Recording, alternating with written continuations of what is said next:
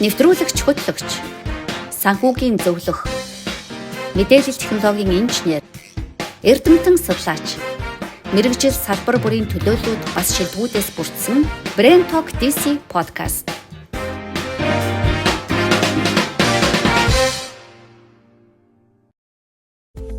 Подкастта хамтран ажилласан чулуугаар бүх төрлийн эдлэл үйлдвэрлэгч Universal Granite and Marble компани цэвэр байгалийн чулуу таны үйл хөдлөх хөрөнгийн үн цэнийг тодорхойлно.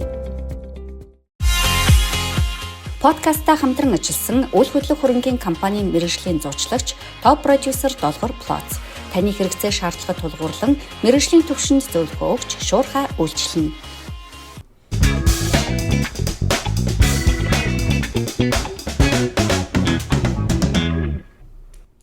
За Brain Talk DC подкастын анхны дугаар тавтамрал надтай энэ подкастыг хамтран хөтлөхөөр Америкийн нэгдсэн улсын эрүүл мэндийн болон санхүүгийн салбарт амжилттай ажиллаж байгаа залуучууд өргөдөн ирсэн байгаа.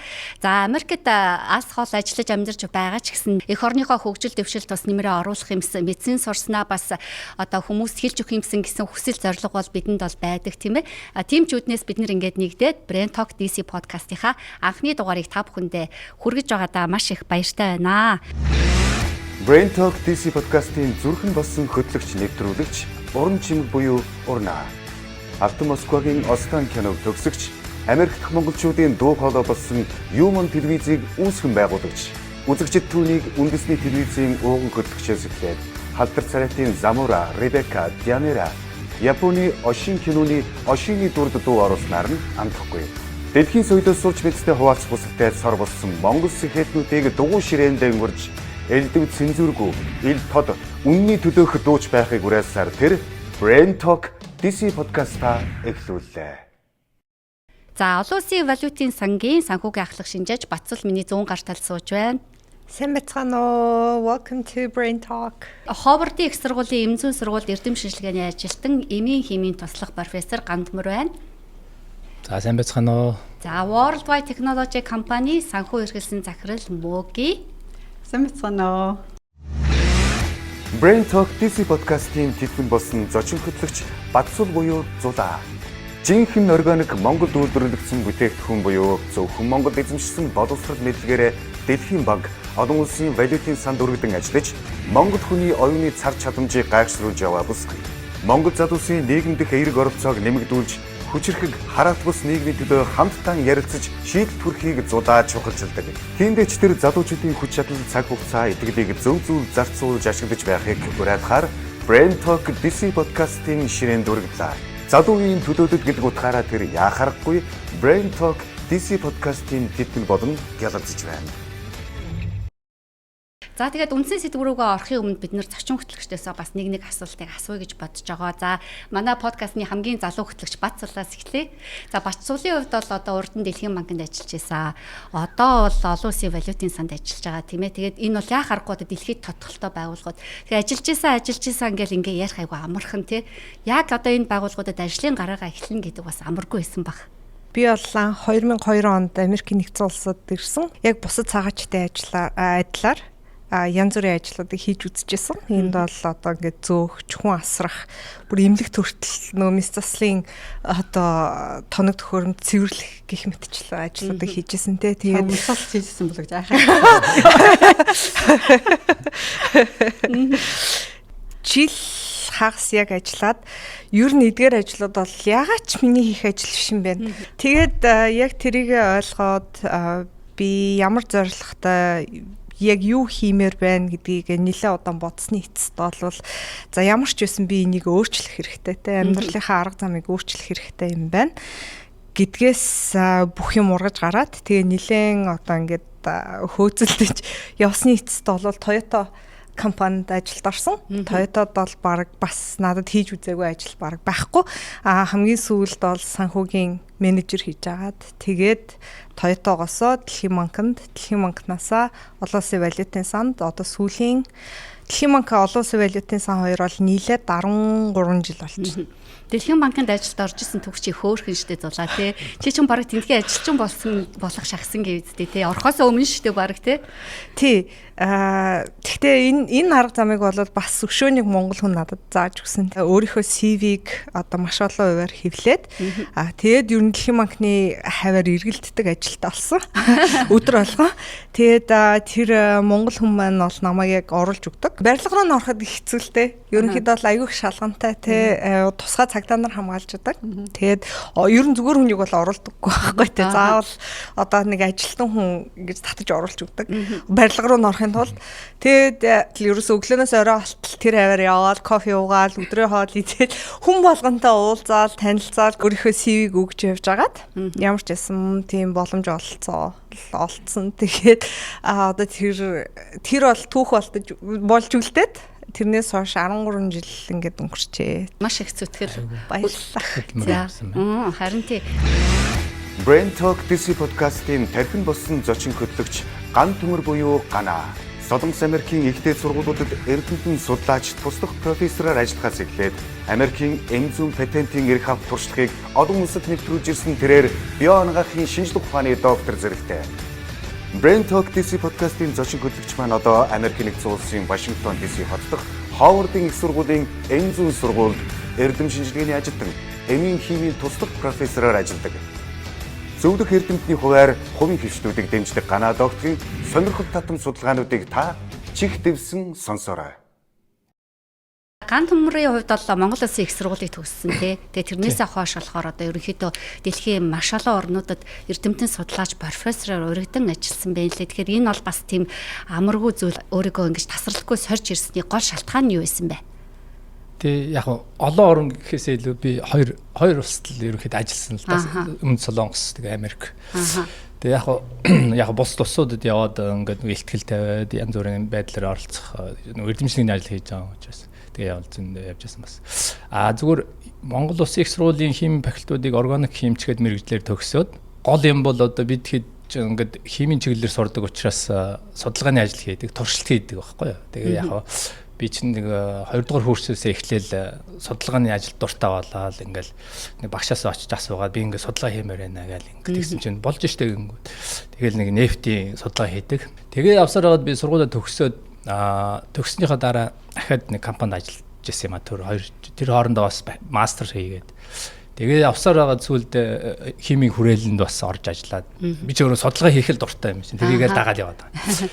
Тэгээ явж байгаад харин химийн хүрээлэнд байжгаад Өмнөд Солонгост ингээд судлаачаар сурах тийм ээ PhD сурах боломж гараад бас манай багш ингээд урилга явуулаад тэгээ тэнд очиж сураад 4.5 жил би PhD хийсэн л дээ. Яг би ч өөрөө химч хүн. Тэгээ яг гол ажил маань органик хим тэгээ нөгөө эмийн төрлийн бодис гаргаж авдаг. Ихэнх монголчуудын хувьд бас нэг асуудалтай юм нь бол хэлний асуудал байдаг. Ингээл олон асуудлууд байгаа байхгүй тэр ард. Тэгэл тэр бүхнийг ингээл давахын тулд нэлээ хичээл гаргаад хамгийн бол маш их цаг зарцуулдаг байсан л та.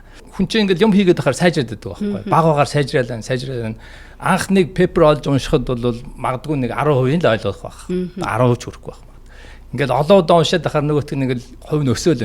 Сүүлдээ ингээ уншаад 100% ойлгодог болоод ирж байгаа. Гэх мэтчлэн ингээд явсаар хагаад сүүлдээ би сургууль төгсөхдөө бол ингээд тодорхой хэмжээний одоо боломжтой болоод туршилтаа хийгээд дуусгаад ингээд пепер хэвлүүлээ тэгээ ингээд амжилттай төгсчихсэн. Тэрний дараа бол ингээд би ч өөрөө судалгаа хийх дуртай учраас тэгээ их сургуулиуд руу ингээд аплай хийгээд судлаачаар ажиллаад дараа нь одоо судлаач профессор хийгээд ингээд явж байгаа сүүлдээ Солонгост бас эмийн төрлийн компанид ингээд 4 жил бас лаборатори ингээд ахлаад ажиллаад ингээд одоо Америкт ирж ингэж үргэлжлүүлээд судалгаа хийгээ явж байгаа. Ер нь бол эмийн чиглэлийн судалгаа хийдэг ийм л байгаа. Тууштай мундаг юм тий. Судалгааны ажил гэдэг чинь өөрөө бас цаг хугацаа их ордог.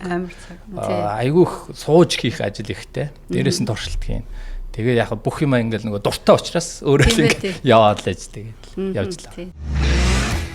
Brain Talk DC podcast-ийн судсан болсон зочин хөтлөгч Мөнхнийн буюу Моги Georgetown эрдмийн дуу сонсож улмаар Харвардын их сургуулийг санхүүгийн мастраад үргэлжлэн түүний ажлын гараа олон улсын хүмүүнлэгийн байгууллагаас эхэлжээ. News Corporation-ийн охин компани ахлах менежер Улмаар Америк нэгдсэн улсын төрийн байгууллагын 10 хүртэлх тэрбум Америк долларын хөрөнгийг удирдан зарж, санхүүгийн бүхэл хариуцлагыг нуруунд дээрээ үрж ирсэн туршлагатай. Үнний төлөө үзэл бодлоо нээлттэй гэрж иргэж ирсэн мөөгийн маань олон 10,000 дагагчтай сошиалын од түүнд яриагүй хөндөөгүй сэдв үлдээгүй гэмээр асуудал бүхний зангалайг эрж хайж ухаан бодлоо уралдуулж байдаг. Мэдлэгийн уурхай мэдрэмжийн туйл болсон мөөгийн цоошин ертөнцөөр хамтдаа аялцгаая. Мөөгийн хувьд бол мөөгийг би бол одоо 2 жилийн өмнөөс эхэлж мэднэ. Ерөнхийдөө одоо сошиал дээр өөрийн гэсэн фэнтэй. За тэгээд альва одоо нэг сэдвийг тийм маш тийм өвөрмөц байдлаар засгаж авдгаараа бол үнэхээр бас надад бас таалагддаг. Тэгээд мэдээж Харвард төгссөн одоо хүний дуу хоолой нийгэмд бол маш чухал шүү дээ, тийм ээ. Тэгвэл одоо энэ олон тэрбум Америк долларын хөрөнгө одоо санхүүг хариуцсан хажуугаар одоо энэ олон нийтэд энэ зориулсан цагаа нийгмийнхээ төлөө дуурах боломжоо ер нь яаж гаргадаг вэ?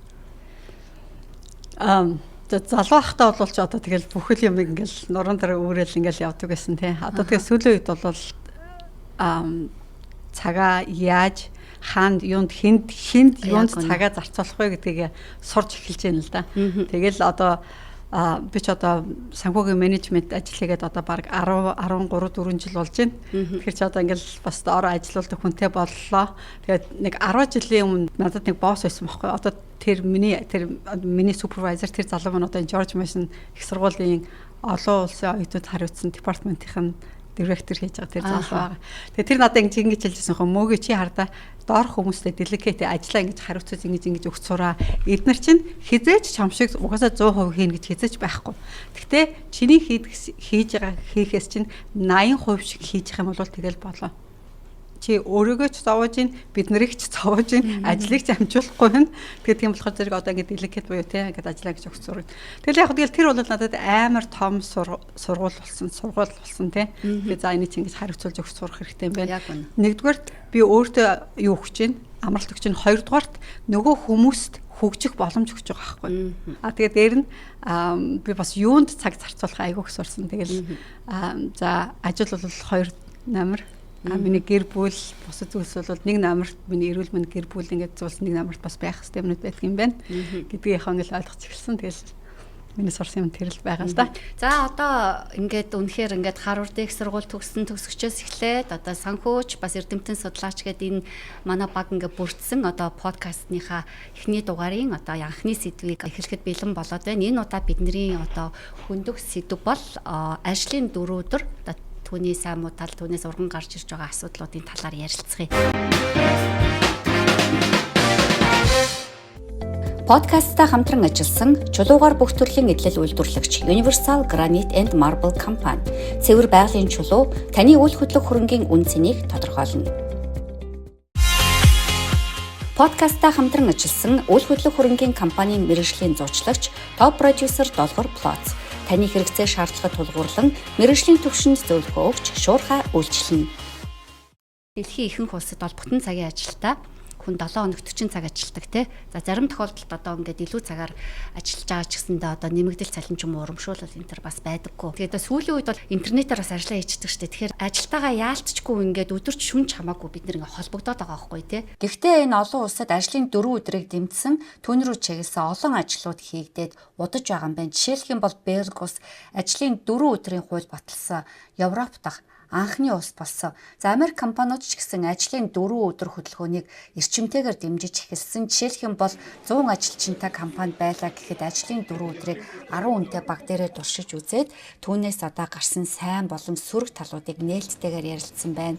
За ийм учраас ажилчдын тэр ар гэртээ зарцуулах цаг нь нэмэгдснээр ажлын бүтээмж эрс нэмэгдэж байна.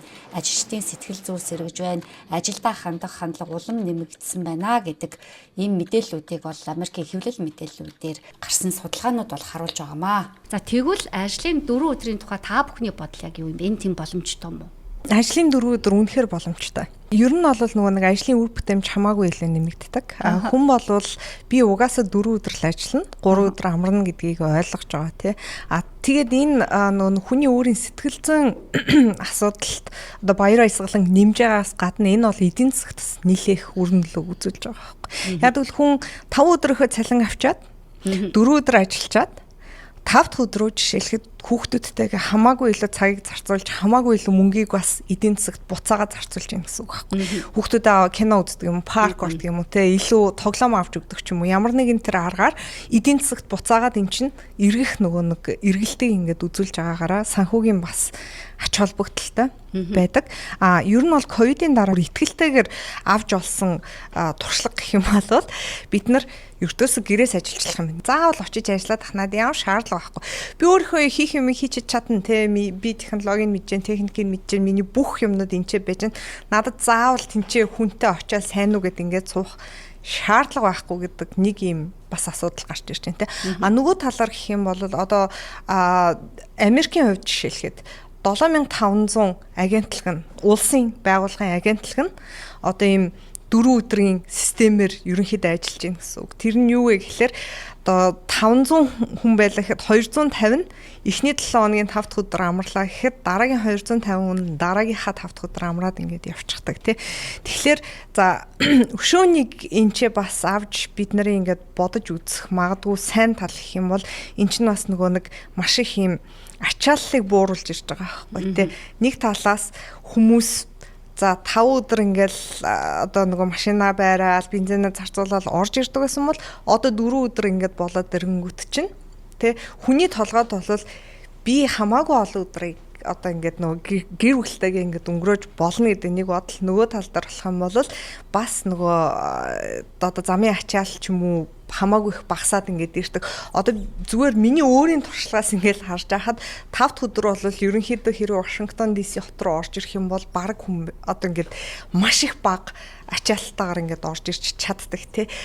Урд нь бол одоо үнэхээр мэднэ ингээд 10 хэдэн жилийн өмнө ч юм уу өглөө болгоо ингээд юу төгжрөл үүсэл өглөө болгоо яагаал орой болохоор дахиад 5 цагийн үед ингээд төгжрөл үүсэл ингээд байсан бол одоо эн чинь хамаагүй нэг өдөр хамаагүй багасаад ирж байгаа. Нөгөө талаас гэх юм бол 5 өдрийнхээ ажлыг ерөнхийдөө Америкуудыг ингээд хараад хахад өдөр болго 9 цагаар ажиллаж байгаа. 8 цагаар биш. Тэгэхээр эн чинь бас төгжрлийн нэг талыг ингээд арай багасгаад өчөж байгаа байхгүй. Яагаад тэгэхээр зарим хүмүүс 8 цаг ажиллаад тарж байхад зарим хүмүүс 9 цаг ажиллаад тарахад яалтчгүй нэг цагийн ингээд өөрчлөлт тэрэн дунд гараад одоо ингээд хүмүүсийн гэртээ хайрах цагийн хуваар нь одоо ингээд солигдож гин гэсэн үг байхгүй тий. Тэгэх юм бол эн чинь нас нэгэн төрлийн одоо нэг зохицуулалт өөрөө ингээд болж өгч байна. Нөгөө талаар гэх юм бол одоо ингээд харж байхад шүү дээ тий. Хүмүүс би 6 цаг угаасаа 9 цаг ажиллах хэрэгтэй юм чинь 9 цагт ирлгүүгээр 8 цагт өглөө арай эрт хүрээд ирэх гэдэг. Яг ингээд ирэнгүүт буцаад нөгөө төрийн үйлчлэгээ чинь хүмүүст хандахтаа хамаагүй юм өргөн дийлгээр хамаагүй илүү ингээд хүмүүст хүрэх байдлаараа дээр болж ирж байгаа байхгүй. Яагаад гэвэл тэр хүн ажиллаа 8 цагт эхэлчихэж байгаа. Тэгтэл зарим хүмүүс нь 9 цагт эхэлчихэж байгаа тий. Тэгэхээр энэ хоёрын хооронд чинь ямар нэгэн ийм заа гаралгүйгээр хүн болгон тусалж ингээд нөө хүрх ингээд чадвар нь хамаагүй л ингээд. Гэхдээ яг наадах чи одоо жишээлбэл танах шиг байгуулга гэж шүү дээ. Олон улсын валютын сан юм. Дэлхийн банкнд ч юм уу, төрийн байгууллагад ч юм уу болоод байгаа байхгүй. Тий, болоод байж байна. Тэгжээд л цаан чинь болох. За хувийн байгууллагууд гэж чинь тийм үү? Private sector. Эмчнэр хувийн байгууллага. За эмчнэр бол мэдээж тэд чинь тэгтээ эмнэлгүүд бол 24 цаг ажиллахаас өөр арга байхгүй шүү дээ, тийм.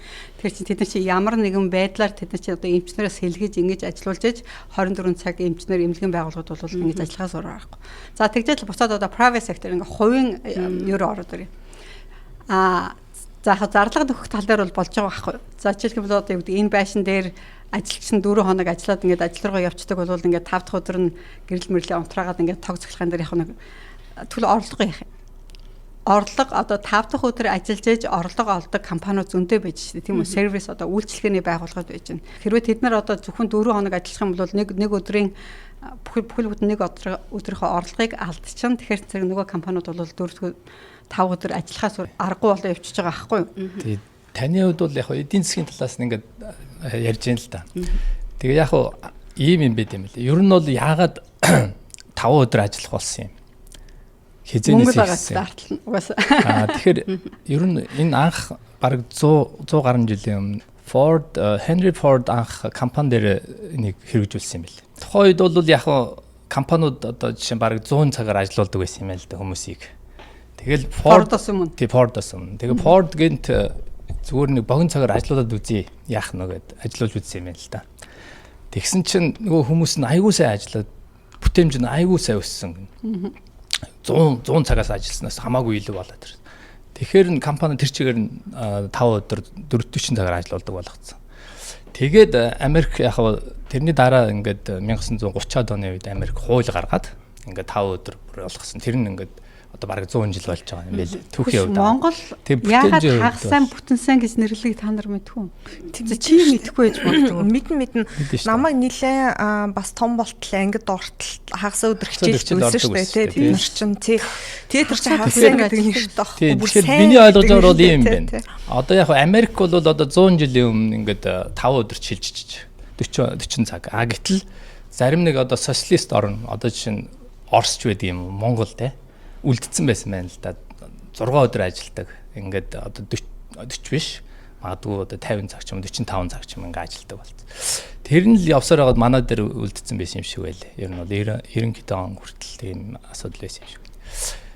Тэгээд яг энэ ингээд аваад үзэхэр зэрэг эдийн засгийн талаас магадгүй энэ ашиггүй байх магадaltaй гэж үзэж болно. Гэхдээ бүтээмж талаас хувь хүн талаас ажилтан талаас аваад үзэх юм бол хамаагүй илүү. Гэхдээ хамгийн гол нь цаана чи компаниуд чинь орлогоо бодоод байгаа шүү дээ. Тэд нар чинь эцээст энэ капиталист орн яг манайхан капиталист орн гэвэл манай монголчууд юу боддог гэхээр нэг социализмыг залгасан капитализмаа бодоод байдаг аахгүй нэг Оросын пропагандаг бодоод тэр үед нэг капитализм биднэрт юуг заасан бэлээ. Тэр капиталист гэдэг чинь ерөөсөө free market шүү дээ. Чөлөөт эдийн засаг байхгүй. Чөлөөт эдийн засгийг хэрвээ бид нар бодох юм бол яалтж яахгүй эцээс мөнгөнд дургүй хүн байна.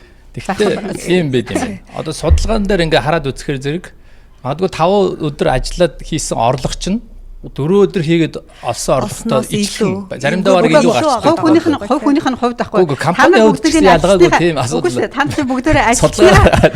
Гэхдээ дэлхийн банкны хүн тэнд суучаад энэ чинь их сургуулийн профессор энэ суучаад бүгдээрээ цалингаа бодоод энэ чинь би 5 хоног ажиллажсэн би 4 хоног ажиллаж 5 хоногийнхаа цалин авч байгаа. Энэ чинь ганцхан цалингийн асуудал биш байхгүй.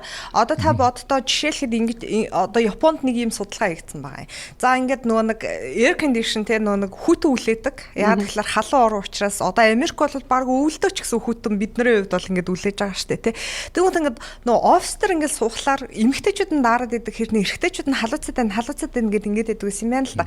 Тэнгүүт яасан бэ гэхээр нэг тийм зүгээр л одоо туршилт хийсэн юм байна. Тэрний юу гэхээр офисынхаа бүх эрэгтэй хүмүүсийн зангиануудыг авуулаад ердөөсөө хуралд орохгүй бол та нар зангиагаа аваа суу гэсэн чинь air condition тэгж айхтар үлээх ямар шаардлагагүй болчихсон хөргөх ямар шаардлагагүй яагаад гэвэл зангиагаа авангуудаа хүмүүс гэж халууцгаа болчихж байгаа байхгүй ирчүүд тэгэнгүүт зөвхөн тэр компанийн хувьд тэр сарын нөгөө тогны мөнгөнийх нь цахилгаанаа хэмнсэн хувь нь 20%. 20% гэдэг чинь маш их мөнгө байхгүй. Тэгэхээр чинь эн чинь бол бас эдийн засаг талдаа шал та нар зөвхөн цахилгаанаар л бодоод байгаа байхгүй. Гэтэл биш үү те. Өвлийн хүүтэнд яах юм бэ? Ялангуяа энэ хүүтэн газрууд чинь өвлийн хүүтэн тэд нар чинь цаан чинь нөгөө нэг AC бусад нөгөө fixed cost гэдэг чинь те нөгөө хөлдөөхгүй тулд ажиллаж байгаа. Заавал байх ёстой үн өртөг зардлууд чинь явж л байж штэ тэр барилга марилгад чинь одоо rent одоо зардлан мартал нөгөө нэг төрөөсийн төлбөр инээ тэрэг тэд нар чинь төлж ил байна. За зүгээр McDonald's ч юм уу ямар нэгэн ресторан 5 дахь өдөр хаачихл да. 4 өдөр ажиллаад хаачаа 5 дахь өдөр орлохгүй нэг өдрийнх нь орлогыг нь хаачаа. Тэгэхээр харин ийм байхгүй. Энийг чинь зохицуулж өгөх хэрэгтэй байхгүй. Яа тэгэхээр 50% ажилт нь нэгд өдөр ажиллаад 50% ажилт нь нэгд өдөр амарсан бол 100% 5 өдөр ажил хүмүүсээ rotate хийхээс эргэлдүүлэхээс өөр аргагүй болчихж байгаа. Харин тэгээд тэрийгээ бол өөртөө зохицуулалт хийх боломжтой байгаа байхгүй. Заавал тэгэхээр хүмүүсээ эргэлдүүлэхээр шүү дээ. Хүмүүсээ эргэлдүүлэхээр яах юм? Цалингийн чинь зардалт ихсэн үсттэй. Өмнө нь би чинь 4 хүнд 5 өдөр ажилуулад 5 өдрийн цалин төгөлдөг байсан чинь одоо нөгөө 4 хүнд чинь би 4 өдөр ажилуулаад 5 өдрийн цалин өгдөг болсон. Үлдсэн 3 өдөр би дахиад өөр хүний авч ажилуулна. Миний цалингийн орлого чинь бүрсэн аимшигтай болно. Тэгээ яг тийм утгаараас шууд тэгж ойлгож болохгүй л дээ. Ягаад тэгэхээр за өнөөдөр би цагийн $20 цалинтай ажил McDonald's хийдэг байлаа гэж бодоход би 5 дахь өдөр 4 цагаар ажиллаа. бас л ерөнхийдөө төстөө олж ирж байгаа байхгүй нэгд өдөр 4 цагаар за бодоод үзье. Чи McDonald's 7 хоногийн 7 өдөр л ажиллана. Би ч хамааг 5 өдөр ажиллуулчаад 4 өдөр ажиллуулчаад 5 өдрийн цалин өгөхгүй шүү дээ. 4 өдөр ажиллуулчаад би чам 4 өдрийн л цалин өгнө. Дараа нь би 3 өдөр дахиад нэг өөр байга авчих 3 өдөр. Яг санааны юм байна. Одоо жишээ нь яг 4 өдөр ажилдаг компаниуд бол ажиллаад яваа. Компани ч үгүй улсын байгууллага хамаагүй. Гэтэ 5 өдрийн цалингаа өгөө. Гэхдээ магадгүй одоо шаардлагатай одоо олон хоног ажиллах шаардлагатай газрууд байна шүү дээ. Одоо жишээ нь үйлчлэгний байгууллага юм уу. Би 5 өдөр ажиллаж орлого олдог компани болвол би 5 дахь өдрөө би хаанаас ажилчаа олох вэ? Би яагаад гэвэл ажилчдаа би 4 хоног ажиллуулад 5 өдрийн цалин өгөөд гэрлүүн явуулсан. 5 дахь өдрөө би дахиад ажилчид авчиж дахиад нөгөө хүмүүс чинь 1 өдрийн цалин өгч гэрлүүн явуулсан. Гэтэ мөн их угаасаа цагийн цалингаар ажиллаж байгаа хүмүүс бол хизээч тэгэж 4 өдөр ажиллачаа 5 өдрийн цалин авна гэж байхгүй байхгүй. Тэд нар чинь яг ажилласан цагаараа л өөрийнхөө хийж байгаа. Хэрвээ магадгүй тэр хүн тэгвэл 4 өдөр ажиллачаа 5 дахь өдрөө Walmart-д очиод ажиллаж болно шүү дээ. Taco Bell-д очиод хамгийн гол нь тэр компани чинь цагийн ажилчинтай байна. Дээр нь overhead байгаа шүү дээ. Нөгөө нэг менежментийн цалин инээ тэрэгэд би түрүүн хэлсэн шүү дээ. Тогтмол зардал тэр компанид чинь байгаа байхгүй юу? Тэр чинь тогтмол зардлыг чинь яалтч байхгүй. Байхаас өөр арга. Тий. Яг таны санаа бол их зөв л дээ. Яг хүмүүс бол ингэж боддог. Гэтэл бодит байдал дээр ингэж судалгаа хийгээд үзэхээр зэрэг судалгааны үр дүн бол их өөр гараад идэв юм байна. Тэр нь жоохон судалгааг нь хийх юм бол би ер нь бол хүн хизээ хамгийн их үргэлтэлтэй байдаг. Хүн ер нь хизээ хамгийн их үр дүнг гаргадаг вэ гэхэлэр хүн эрхчлөөг мэдэрсэн цагтаа би ингээд эрхчлөөтэй байна. Надад бүх юм байна гэдг нь би эрхчлөөтэй би яаж одоо ингээд тэ миний дураар би өөрөө ингээд өөрийгөө зохицуулж чадчихээн гэж бодсон үедээ тэр хүний үр бүтээмж хамгийн өндөр байдаг гэж байгаа байхгүй. Тэгэхээр магадгүй тэр хүнийг бүр яна одоо миний тэр найз 4 өдөр ажиллаад ингээд болоод хаад би ингээл хинчээ ингээл болно. Би өдөр ингэж би наачаас санахныг шаардлага байна гэдэг ингээд сэтгэлээр унаад тэгэхээр тэр хүний үр бүтээл нь хамаагүй база магадгүй McDonald's очингуудаа нэг цагт тэр хүн maybe 200 300 бүргэрийн мах шаарддаг байлаа гэж бодоход магадгүй тэр хүн хөрхийн амттай сэтгэлээр унгуудаа 100 бүргэрийн мах шаарддаг юм бол тэр хүн угаасаа 4 цаг ажиллахгүй байсан. Яг тэнцэж ирж байгаа байхгүй тий. Тэгэхээр чин ажилчдынхаа сэтгэл зүг одоо нэг сайн сайхан байлгахын төлөө ажилчдаа ямар нэг урамшуул өхийн төлөөнөөс энэ илүү өдөр гэдгийг чинь бас зарцуулж өгч байгаа байхгүй. Нөгөө талаас эдийн засаг уучлаа. Нөгөө талаас эдийн засаг гэдэг ингээд яг ирэхлээр бид нар мөнгөн дүн хэрэг ярих юм бол би McDonald's-ийн хэрэг тэр газрын генерал ерөнхий менежер байсан л бол хэрэг хин нэг хүнийг 4 өдөр ажиллавал би л баяртай байна. Яг л би 5 дахь өдрийн цалин тэр хүн цагаар тооцож өгөхгүй байгаа учраас болчихлаа. 5 дахь өдрийн цалингаа авна шүү дээ. 4 өдөр ажиллаад 5 ямар ч байсан McDonald's хүн бол хизээч McDonald's бол наадах чи хизээ зөвшөөрөхгүй. За 2 дугаар за наадах чинь бол яг төрийн байгууллагууд за дэлхийн банкт болох юм байна. Олон улсын валютын цанд болох юм. Их сургуулиудад яг болж магадгүй юм шиг байна. Түүнээс ч хувийн сектор юм уу за public компаниуд те. Яг гэвэл public компаниуд шүү дээ. Одоо олон нийтийн компаниуд манайхан дэгдэг шүү дээ. Тэд нар чи яг эцэс тэдний чинь гол зорилго нь бол мөнгө л хийх гол зорилготой шүү дээ. Нийт инком. Тэгжээс тэд нар чинь хувьцаа эзэмшигчтэй дивиденд өгөх ёстой тийм үү? Тэд нар чинь гол зорилго нь тэр. Тэгэхгүй бол тэд нар чи яах юм бэ? Баахан ажилчдаг 4 өдөр ажиллуулгууд 5 өдрийн цалин өгөөд явуулсан. Дараах нь үлдсэн нэг өдөртөө дахиад баахан нар ажиллавал дахиад нэг өдрийн цалин өгнө. So sorry. Мөгийн их чигтээ Америкийн нэгдсэн улсын хувьд бол баг бүх юм хувь байхгүй. FBI хувийн байгууллага тий. Ерөнхийдөө бүх юм баг хувьдар тий. Зөвхөн засгийн газрын байгууллагууд гэж явж байгаа болохоос ихэнх нь ердөөсөө яг хувьд гарцсан. Имлэгч бай, сургуульч бай, юу ихэнх нь хувийн болохоор наад загварчин бол төрийн байгууллагад бол болох гээд ах шиг байгаа байхгүй. За 2 дахь за миний 2 дахь за миний 2 дахь заяа. Хариуцлага яах юм тэгвэл над 4 өдрөх чинь хариуцлагатай хүмүүс бол болох гээд шүү дээ тий болох гээд байна. Манай Монгол болох уу? Манай монголчууд ингээд 4 өдөр хариуцлагатай ажиллаж чадах юм. Чадлагүй яах тий. Нэр манай монгол хүмүүст яг хариуцлагыг нь оноод өгөх юм бол яагаад үгүй гэж. Миний бодлоор зүгээр ингээд нөгөө нэг удирдахч хүн гэдэг бол юу гэх юмтэй хүмүүсийг харж цагдаж ингэж байлгадаг хүмүүс удирдахч хүн гэдэг бол өөрөө яг тэр техникийн талаас нь ажлыг мэдэхгүй байгаа ч гэсэндээ тэр хүмүүсийг ингээд чирээ түрээ дараас нь түлхээд ингээд нөгөө нэг ажлыг бий болгож чаддаг хүнийг ингээд хэлж байгаа байхгүй тий. Тэгэхээр магадгүй тэр хүн тэр бусаддаа итгэл өгөөд өөрийнхөө үүрэг хариуцлагыг хуваагаад өгч чадчих юм бол монгол хүн бол угаасаа ер нь уг нь бол нэр итгэл ингээд нөгөө нэг тий за чи яг итгэлийн минь битгий алдаараа би чамд ингээд яалаа шүү гэдгийг ойлгуулж яг ингээ үгээр хэлж гэхдээ тэр хүнд үнэхээр ойлгуулж чадах юм бол хариуцлагатай байж чадах хүмүүс гэж би бол өөрөө ингээд байна. Бас яг бүтээмжээр л явчихж байгаа. Одоо жишээ нь хүн ингээд судалгааны юу ингээ харахаар зэрэг 5 өдрийн ажлыг 4 өдөрт болгоцохоор зэрэг хүмүүс нөгөө чөлөөт заав гарахаа болоод эхэлт юм байна. Одоо жишээ нэг жоохон гарангуут нэг ингээд юм харах гал тий сошиал медиа харах гал ингээд тэр цагаа бүгдийг ингээд багсчихдаг юм байна. Ямар саадгүй ажиллах хэрэгтэй шүү. Тэгээ шууд нөгөө ингээд шахаад ирэхээр тэгтээ тэргүй надад 5 дахь өдөр нь чөлөөтэй байгаа учраас нөгөө хүмүүс чинь тэрийг бартаад илүү юм харахгүй зөвхөн ажил дээр фокус хийгээд тэгэхээр зэрэг нөгөө бүтээмж нь аягүй сайжраад тэгээд ерөөсөө ажил нь тэр чигээрээ явцдаг. Тийм учраас 5 дахь өдөр нь сайхан амарчин гэсэн. Нэг би жишээ зүгээр хэлчихье. Би 2013 онд сургуулаа төгсчөөд PhD хамгаалчаад тэгээд нэг их сургуульд орсон байхгүй. Тэгээд ороод судаачаар. Тэгээд манай гэр биш штэ. Манай сургуулиас 140 км-ийн цаана байдаг байсан. Өөр хотод. Тэгээд би өдөр болгон хурдны авсан сууж явдаг. 2 цаг явна. Өдөр бол өглөө яваад орой ахаа суугаад явдаг. Ингээд 9 сар тэгж ажилласан юм. Тэгээд манай босс яасан гэхээр надад сард 1 өдөр амрах эрх өгсөн байхгүй. Чи сард 1 өдөр хагас сарнаас гадна сард 1 өдөр амарч байна. Тэр сард 1 өдрийг ингээд ашиглахад надад аюу гоё байдаг байсан байхгүй. Би нөгөө сарын 1 өдрөө хүлээгээд ингээд сар болгоно. Тэр өдрийг би хагас сарнаас өөрөөр хэрэглэх боломж байгаа байхгүй надад. Тэр өдрийг би өөр ингээд гардаг юм уу те.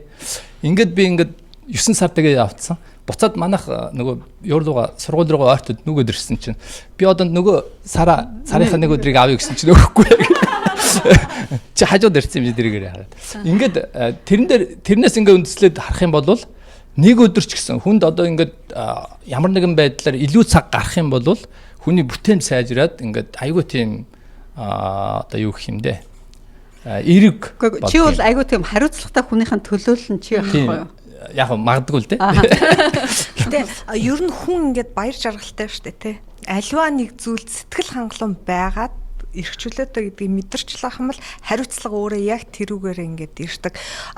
За та ингээд химан гэдэргээ ярьж штэ тий. Тэгэхээр бидний хувьд ингээд 1-7 хоногийн 2-7 хоногийн 1-5 санаа зовхгүй хүмүүс юм. 1-5 дотор амрах ингээд боломжийг өгдөг тий. Тэгээд яг би бол амарна гэдгийг мэдж байгаа. Гэхдээ хэрвээ ажлын шаардлага байх юм бол би заавал ажиллана гэдгээ ч бас мэдж байгаа. Тэгтээ би тэр шаардлага гаргахгүй тул 4 өдрөө үнэхээр өөрийнхөө чадлын ирээр бүх зүйлээ гүйцэтгэж дуустдаг. Тэр тавт хагасаа бүтэнсээ амарч байгаа өдрүүдэд бол шал өөр юм хийж болдог, аялж болдог тий. Ойролцоо хот руу явж болдог, хүүхдүүдэд аваад юм үзүүлж болдог ч гэдэг юм уу тий. Эн чинь өөр боломжуудыг надад бас нээж өгдөг. Энэ талаараа бас харах юм бол эдийн засаг ч гэсэн маш их ашигтай байгаа байхгүй. Яг үл би авч байгаа цалингаа буцаагаад эдийн засагт тэр чинь эргэлдүүлж оруулж өгдөг. Би төрийн ажилчдад бол болно гэж хэлээд байгаа шүү. Төрийн ажилчид тэр би ямар орлогын санаа зовхгүй хүмүүс бол болж байна. Яа тэр тусмаа манай Монгол шиг улсад бол төрийн ажилчдыг бүр 4 хоног надад бас нэг санаа зовоод байгаа асуудал юу гэхээр яг хөгжсөн улсууд одоо чинь Америкч гэдэг юм уу одоо Япон, Солонгос гэдэг харьцангуй хөгжилтэй гараад юу хийх бүх юм чөлөөтэй байна шүү дээ.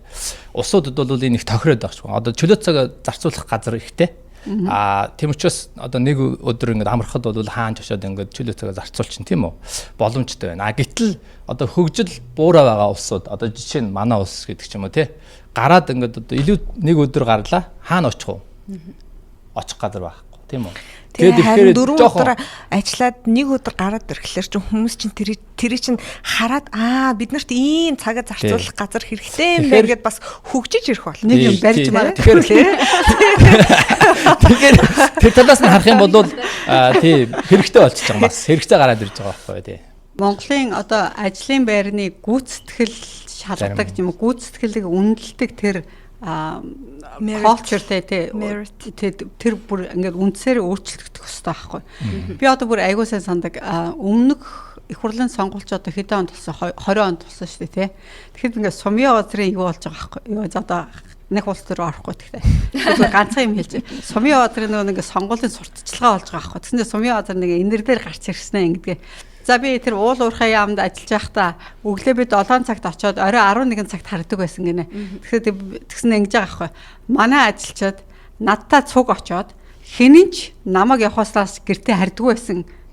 Тэгээд та нар намайг дахиад нэг сонгох юм бол яг тэгж ажиллуулна гинэ хүмүүсээ. Тэгээ хүмүүс ингээд нэжгэн лалга тасч байгаа байхгүй. Би бүр ингээд амар тэр гайхаж байгаа ганцхан хүн би заяа. Тэгээ тэнд ингээд 100 гаруй хүн суусан нөгөөдөлнөстэй пичгэн лалга тасчаад би бүр наан ингээд юу вэ наа чинь энэ хүмүүс тэр хүмүүс чинь ажилгүй амьдралгүй ар гэргүй хүмүүсүүдээ хүмүүсийг өглөө 7 цагаас шөнийн 11 цаг хутлаа ажиллуулна гэдэг чи одоо юу гэсэн үг аимшиг юм байгаа зү. Тэр зэрэг одоо тэр удирдлага тэр ажлын гүйцэтгэлд ингээ бүх юмыг ингээ үндсээр нь өөрчлөх хэрэгтэй байхгүй. Тэр хүн тэгж бодож ийн гэдэг чи одоо Монголд амар олон хүн хүмүүсийг тэгж үхтэл нь одоо өдрийн юу вэ 16 7 цаг ажиллав аимшиг байгаа. Ер нь бол бас Азийн орнууд ялангуяа Япон, Солонгос, Хятад их урт цагаар ажилладаг. Соёл одоо нөгөө өмнө ер нь жоох ингээд соёлоос нь хамааралтай ч юм уу мэдхгүй. Ер нь бол их урт цагаар ажиллана. Өглөө эртэрэл орой хүртэл. Одоо нөгөө хамгийн гол нь ерөөсөө ажил дээр л байх хэвээр. Тэр ажлын бүтээмж энэ төр бол сайн юм биш. Тий, ер нь жоох юм нөгөө настай хүмүүс нь тийм бодолтой. Одоо ч хүртэл байж байгаа. Гэхдээ сүүлийн үеийн одоо 30 40 насны залуучууд нь бол өөрчлөгдсөн. Одоо бол ер нь залуучууд нь 20 30 насны залуучууд бол team компанид бол орж ажиллахгүй.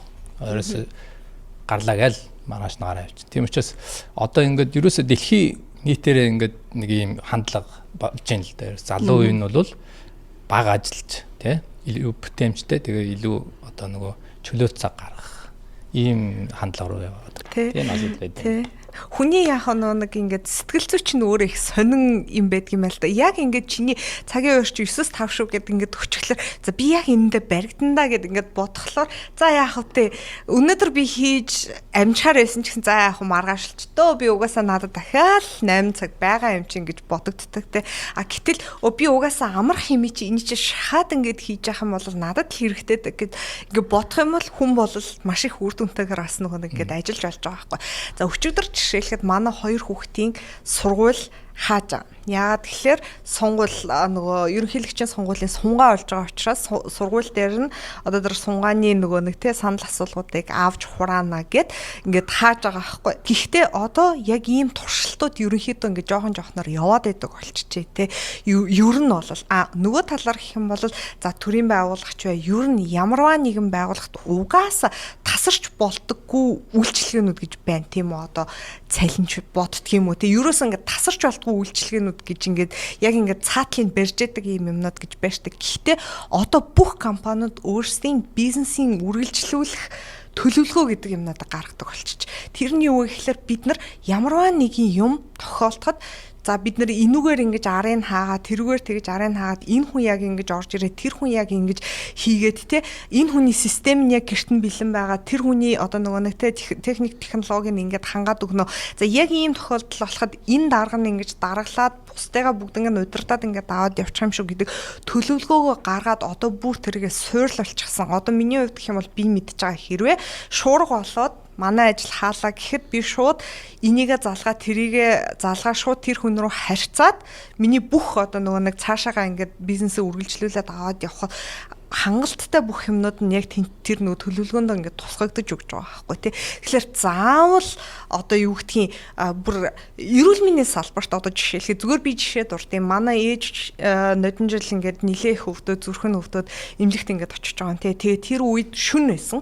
Тэнгүүт яг нөгөө нэг юм одоо тэр зүрхнийч гэдэг юм уу чиглэлийн эмч нь өөрөө байхгүй байсан хэрнээсээ дуудаал ийм бүр том робот ингээд орж ирээд шууд ингээд хараад бүх юмнуудыг ингээд үзээд бүр ингээд одоо тэр робот нь ингээд өөр хөдлөөд ингээд бүх юмнуудыг харчиж байгаа байхгүй те хөлийг хараад гарыг хараад нүүр амын бүр ингээд өнгийн хүртэл ингээд нөгөө нэг тэнцэнэ ингээд одоо ингээд гаргаж ирж хараад тэр эмч тэр ажил дээр байх юм шаардлагагүй байсан. Яагаад гэвэл баг тэр компьютер алдаа бүх юмнуудыг нь одоо ингээд тэр эмч магадгүй алдаж болох байсан бүх юмнуудыг өөрөө ингээд гаргаж ирээд одоо уншилж байгаа. Тийм, уншилж байгаа. Тэгээ шууд ингээд ертөөсөө цаг алдахгүйгээр маш хурдан тэр онцлогоонууд бүгднийг ингээд хийгээ гаргачихж байгаа. Тэр бол үнэхээр гайхалтай робот бүр зүгээр өөрөө ингээд хаалга сувлагч онгойлгосон робот өөрөө ингээд орж ирэл манай ээж бүх юмнуудыг дээрээс нь доош нь ингээд бүгднийг аваад яаж юм жижиг машин л ах юм. Бүр нэлээд том юм робот дээр юм том AI одоо сүүлийн үеийн шинэ технологиуд бол бас нэлээд бас хөнгөвчлөх болчиход. Тэгэхээр одоо бас техник технологи бол бид нарыг ингээд тэ хөнгөвчлөөд ингээд ажиллах боломжийг нээж бас 4 өдөртөө болох юм бас нэг давуу тал юу юм бэ гэдэг ингээд давуу талчих юм одоо шаардлага байгаа нь юу юм бэ гэдэг ингээд даваад үзэхээр бүтэн 100 жилийн турш хүмүүс 5 өдөр ажиллаад нэг цалин авдаг стандарттай болсон байгаа байхгүй. Тэр нь бол одоо тодорхой хэмжээний одоо бизнес хийдэг хүмүүс бол ашиг олж байгаа тийм үү? Тэр ажилчид өгдөг цалин нь бол тогтмол байгаад байгаа байхгүй. Ерөөсөө 5 өдрийн цалин.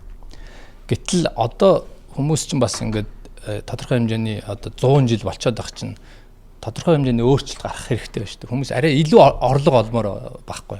Ажилчид нь. Тийм учраас тэр үүднээс нь аваад үзэх юм бол бас яалтчгүй одоо тим систем 4 өдрийн систем хэрэгтэй байна гэж бас үзэж байгаа юм билээ.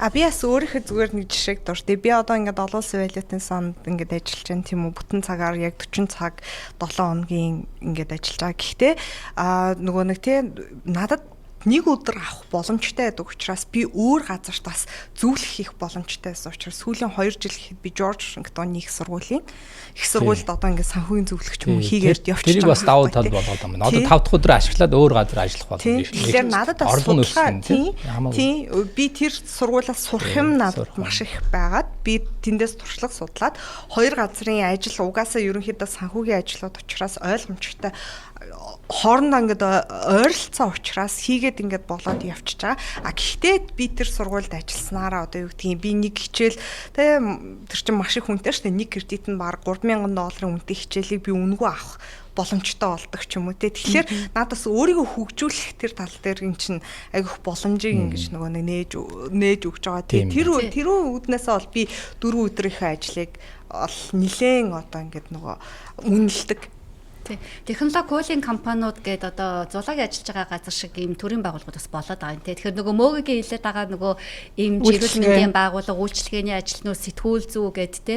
Одоо нөгөө цаг нартаа уралддаг ийм ажилттай хүмүүс одоо яах юм бэ? Хохироод үлдэх юм уу те. Тэр асуудал харин чухал болоод ингээл жоохон хурдтай явахгүй байгаад байгаа юм билээ. Тэгээд яг хуу зүгээр ийм яг хууль гаргаад зохицуул нь ер нь бол гэхдээ зарим газар нь бол тодорхой одоо 4 биш одоо 5 өдөр ч юм уу 6 өдөр ажиллаж болно. Гэхдээ тэр ажилласан хүмүүстээ илүү цагийн мөнгө өгөх ёстой гэдэг зарчмаар л ер нь бол явах юм шиг байна.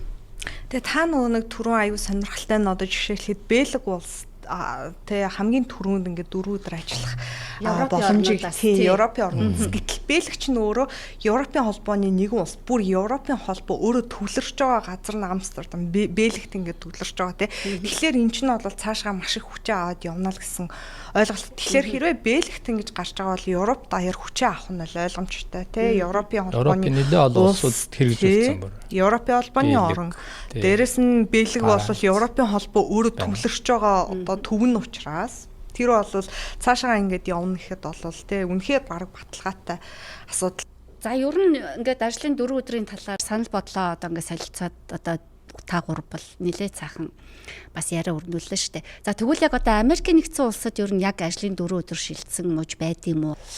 Одоогор яг албан ёсоор шилжсэн газар бол байхгүй байгаа юм байна. Гэхдээ хууль гаргах гээд ерөнхийдөө яригадад эхэлсэн. Яг ковидын дараа 2020 он 21 он нэг судалгаа хийгдсэн байна л да. Хойд Америкийн 38 компани ороод судалгааны ажил хийгдсэн байна. Эндээс ингээд үр дүнгийн нэг багслаад үзэхээр зэрэг нийт судалгаанд оролцсон компаниудын менежерүүдийн дунд ингээд санал асуулга явуулсан чинь 93% нь бол шилжих зүйтэй гэсэн хариултыг өгсөн юм байна. Тэгэхэд ер нь бол маш өндөр хувьтайгаар одоо дэмжиж байгаа юм байна. Тэ. Бас өмнө нь одоо яг энэ ажлын одоо нөгөө компани за бусад газар ажилтдаг ажилтнуудын хооронд судалгаа хийдэг нэг эрдэмтэн экономист Жулиат. За энэ хүн бол 1980 оноос хойш тогтмол юм ажлын цаг те энэ талаар бол тогтмол судалгаа хийгээд өөрөө бас ном гаргасан юм хүн билээ. So while they may be spending less time at work, they're not necessarily doing less work. The secret sauce is work reorganization, cutting out the least. Энэ хүний ярьж байгаагаар бол ер нь бол энэ 4 өдөр шилжснээр одоо ямар давуу талууд байна вэ гэдгийг ингээд судалж үзэхэд бол нэгдүгээрт бол бүтээмж бол сайжирдаг юм байна. За хоёрдугаарт бол стресс багасдаг юм байна. Тэр хүмүүст бас ингээд нөгөө гадуур гарах боломж нэгддэг юм байна тий. Тэр нөгөө амарч байгаа нэг өдөр ашиглаад. За ингээд маш олон давуу талууд байна. Тэрнээс гадна бас нөгөө дэлхийн долларын асуудал шиг зарим нэг талаараа бас шийдэгдэх боломжтой гэсэн юм үр дүнгууд бас гарч ирсэн юм байна. Дэлхийн долларлчид өөрөө юутай холбоотой юм бэ гэдээ аваад үзэхээр нөгөө нүүрс хүчлийн хийгээд асуудал байгаа шүү дээ. Тэгэхээр нүүрс хүчлийн хий гарах одоо гарцсан багаснаа гэж үздэг юм. Яг гэх юм бол маш олон компаниуд үйлдвэрүүд зэрэг ажиллаад ирэхээр нүүрс хүчлийн хий чинь гарна да. Тийм учраас ямар нэгэн байдлаар цагийг багасгаад өгөх юм бол тэр нь одоо багасна. Бүр одоо энэ Бэлэг, Европын 2 оронд нүүрс хүчлийн хий нь бүр маш их хэмжээгээр багассан юм үр дүнгууд гарсан юм байна 4 хоног ажиллаад. Гэх мэтчлэн юм үр дүнгууд, эерэг үр дүнгууд бол гарсан юм байна. Тий. За Америкт бол тэгвэл ямар ч мууж албан ёсоор ажлын 4 албан ёсоор бол байхгүй. Гэхдээ тодорхой хэмжээний компаниуд бол 4 өдрөөр ажиллаад явж байгаа юм байлээ. Сая Калифорнид сая 3 сард энэ конгрессээр хууль батлуулах гэдэг өргөн барьсан юм байна. Ер нь бол одоо батлагдах магадлал бол их өндөр байна. Гэхдээ тодорхой хугацаанд бас нэг яригдах асуудал байгаа юм. Одоо чинь бид хэдний ярьдаг шиг эрүүл мэндийн байгууллагын яах юм те. Одоо чинь үйлчлэгээний байгууллагууд нь яах юм. Тэгээ одоо 4 өдөр байх юм уу? Эсвэл одоо 5 өдөр гээд зөвхөн цагаа багасгах юм уу ч гэдэг юм уу те. За өнөөдөр бид нарт Brain Talk DC podcast-ийн анхны дугаараар бас ажлын 4 өдрийн талаар өөрөөсөө санал бодлыг солилцлоо тий. Ил тод сайхан ярилцлаа, нээлттэй ярилцлаа. Олон мэдээллийг бас нэг доор нээлттэйгээр хүргэхийг бид нэр зорилоо. Бидний өгч байгаа мэдээлэл та бүхэнд таалагдж байгаа бол лайк, subscribe дарж бидэнтэй нэгдээрэй гэж уриалж байна. За ингээд Brain Talk DC podcast-ийнхаа 2 дахь дугаараар дараа уулзъя. Баяр таа. За баярлалаа. Баярлалаа.